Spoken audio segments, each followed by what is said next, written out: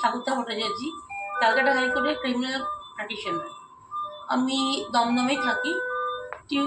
Olivia আমার বাড়ি থেকে খুব দূরের নয়। এখানকার যে অন্যতম কর্তৃপক্ষ ডাক্তার ইকবাল, তার সঙ্গে আমার বহুদিনের পরিচয়।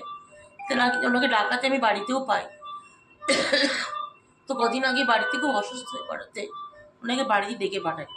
উনি আমাকে সঙ্গে সঙ্গে বললেন যে মনে হয় আপনার নিউমোনিয়া হয়েছে, আপনি এক্ষুনি হসপিটালে এসেছেন।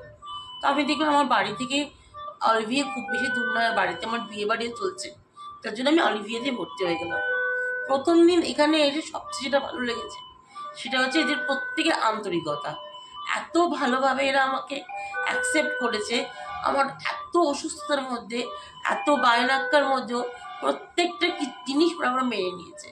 আমি এটা খেতে পারি না, ওটা খেতে পারি না, আমার চ্যানেল নিয়ে প্রবলেম, আমার রাত্রে ঘুম হয় না, আমার ঘুমের ওষুধ চাই, ঘুমের ওষুধের জন্য রাত 1:30-2 অবধি পুরো হসপিটাল নাকানি জবানি খেয়েছে। মানে এদের কোনো অংশে আমি বলবো না যে এরা কোনো বড় হসপিটালের থেকে কম বা কোনো অংশে এদের খামতি আছে। আর এদের ইনফ্রাস্ট্রাকচারের কিছু অসুবিধা আছে ম্যানেজমেন্টের, যেটা যদি এরা ঠিকমতো পেতে পারে তাহলে এরা কিন্তু আজকে আমাদের এখানকার এই অন্যতম, আমি নাম করছি না, যেটা কাজীপাড়ায় আমাদের বড় হসপিটাল রয়েছে, সেই হসপিটালকে অনায়াসে চাপিয়ে যাবে। Thank you so much.